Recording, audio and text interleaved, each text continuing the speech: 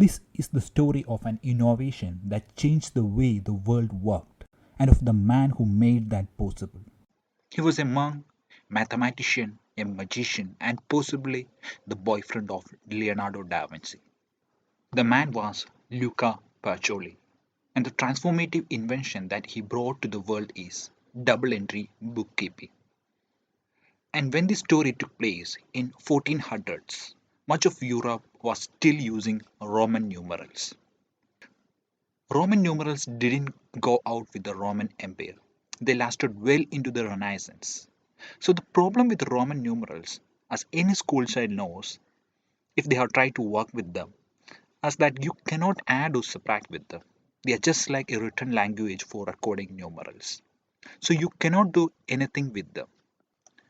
Say you have 426 pounds of paper and you want to write them down, it will be like this, which is not useful.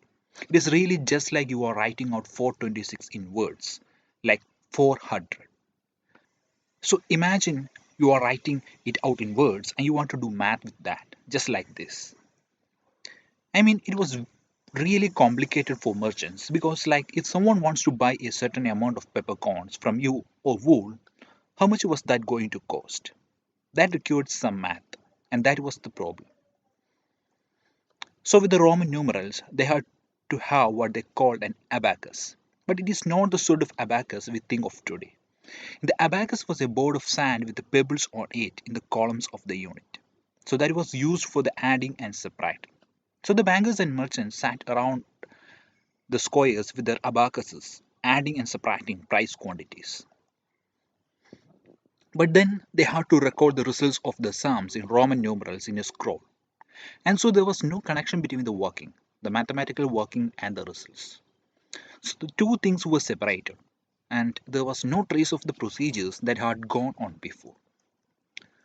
But around this time, merchants in Europe are picking up on something that is being used over in the Middle East: Arabic numerals. These are 1, 2, 3, 4, 5. You know what we all use today. For the merchants, these numerals were just super useful. It was this new way for them to understand and track what was going on in their businesses. And the center of business at that time in Europe was a crazy, exciting, and decadent place: Venice. Venice in that day was the equivalent of Silicon Valley and New York all sort of wrapped up together because everything was happening in Venice. It was incredibly wealthy trading center. Merchants from all over the world, from England, from Germany, from Holland, from the Middle East. The merchants set the international exchange rates for the whole of Europe and Asia. So it was equivalent to Wall Street. But it is also the center of brand new industry, which was the printing press, a kind of global hub. And trading is getting much more complex. Businesses are issuing letters of credit instead of actually shipping physical gold. And merchants in Venice, to keep track of all this, they were starting to use a very sophisticated system of accounting. The origins of this are kind of obscure. It seems like the first known use of it is around 1300. But at this moment in Venice, it is really starting to take off. At the time, it was known as Venetian bookkeeping. Today we call it double entry bookkeeping. And that phrase, double entry, that means that everything you do, it gets entered in two different places. So to just do an example of this, say you are a spice trader and you have $100 in cash and $50 worth of paper, and you sell, say, $10 worth of paper. So you write one entry in your paper account showing that now you have $10 less paper. And then you write another entry in your cash account showing that now you have $10 more in cash. So this is double entry thing. It basically lets you see what is going on in all of your different accounts. And at the end of the day or the month or the year, it lets you check all that. All those pluses and minuses, they should balance out. That is the double entry part. You know, it is a system, a precise system for keeping track of everything that is going on in your business. Previously, the profit was either in kind, you know, so you had three extra cows at the end of your period. With double entry bookkeeping, it was abstracted into hard numbers that you could compare with other periods and really know whether you have increased or decreased your wealth. Another benefit of double entry bookkeeping that you could itemize the profits in each account.